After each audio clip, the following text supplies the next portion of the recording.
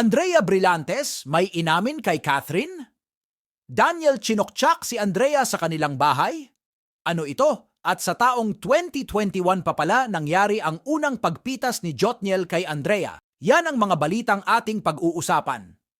Andrea Brillantes binoking ang sarili kay Catherine Bernardo sa pamamagitan ng pag-confess nito. Ayon sa apat na trusted sources ng pep.ph na malapit sa former love team ng Katniel, ay si Andrea Brillantes daw ang nag-udyok kay Catherine upang makipaghiwalay sa ex-boyfriend nito na si Daniel. Hindi pa natin alam ang dahilan, pero sa aking opinyon ay sinisiraan lang si Andrea Brillantes. 2 buwan din palang inililihim ng couple ang breakup at ayon sa apat na sources ng pep.ph, personal na nagharap si Catherine at Andrea.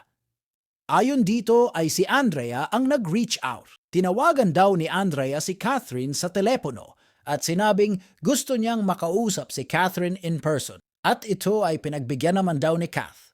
Sa oras na dumating si Andrea sa opisina at studio ni Catherine sa Quezon City ng madaling araw, na tila lasing daw ang young actress.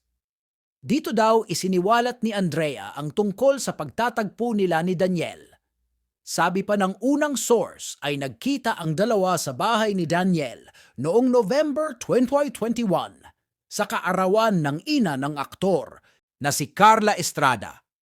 Ang lugar kung saan nakatira ang mag-inang Daniel at Carla ay malapit sa isa't isa, ngunit ang kanilang mga bahay ay magkahiwalay. Bukod pa rito, hindi daw alam ni Carla kung kailan nagkita sina Daniel at Andrea.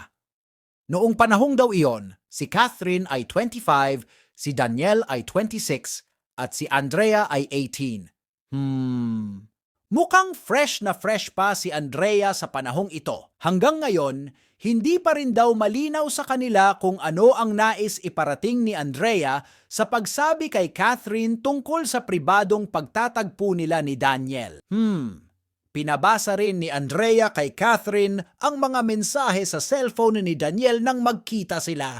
Pinakita daw ni Andrea kay Kath lahat ng landian nila ni DJ sa text. Kasama sa pinabasa ni Andrea kay Kath ang mensahe mula kay Daniel na nagsasabing, "Ayusin mo yan." Iyon daw ang sagot ni Daniel nang magsumbong si Andrea na may ibang nakaalam sa kanilang ugnayan.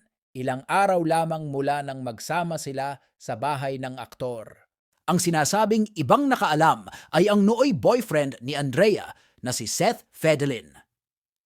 Ayon pa daw sa unang source, nang magkaroon ng ugnayan sina Daniel at Andrea noong November 2021, sina Andrea at Seth ay nasa cool-off period dahil sa away magkasintahan. Ang break-up ay natapos nang mahuli ni Seth ang palitan ng text messages ni na Andrea at Daniel. But this is where the video ends. Kung nakarating ka sa huling parte nito ng video, baka naman paki-click na lang ang dapat i-click. At see you sa ating next upload.